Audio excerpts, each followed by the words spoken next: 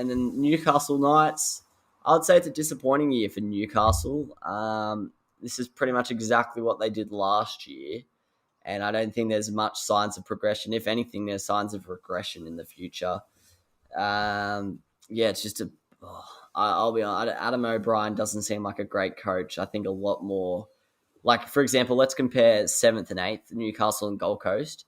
I think Newcastle have a better list, a better starting 13, a better 17 than the Titans do. Yet they pretty much finished the same spot on the ladder, and the Titans got closer to winning a game in finals. So I think Holbrook is a good coach, so like it's a bit harsh to compare him to Adam O'Brien, but I definitely think there are a lot of better coaches out there than Adam O'Brien who could be getting a lot more out of this squad. I think Kalen Ponga had a bit of a down year. Didn't include him in my top 20 players last week, and apart from Origin and the odd game, the finals game, he played well. But yeah, I just don't think many of their players had a great season. I think I know it's harsh to pick on Bradman Best. He's still only like 20 years old, but I don't think he had the greatest season. I think they sort of almost become over-reliant on a guy who's like really only played 1 year. And he's a centre. So I don't know. I think that needs to be sorted out. Obviously, the shining lights were probably the Saifidi brothers, you'd have to say, took even more steps forward after a brilliant 2020. And he gets by most valuable player. Daniel Jacob also had a really good year. Most improved, even though he only played half the season at the Knights, this is sort of for his new Cowboys performances as well. I'm giving to Jake Clifford. I thought he was a really average player at the back end of last year.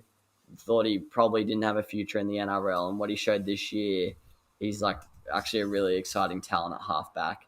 He's not going to be a world beater, don't get me wrong, but I think he can definitely be a really good club player for a long time in this competition, and I think it was a good signing by the Knights, to be honest. And then best young player, they actually don't have many young players, which is sort of weird, but I've given it to Inari Tuala. He's actually a free agent next year, so I don't know if he's going to be returning to the Knights, but starting at centre and then shifting to wing, he's just a reliable player. We'll give you a 7 out of 10 every week, and that's something the Knights needed on a lot of occasions.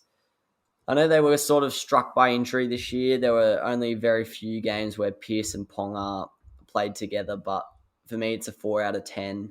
Just don't think they took the progression that we would have wanted to see from them.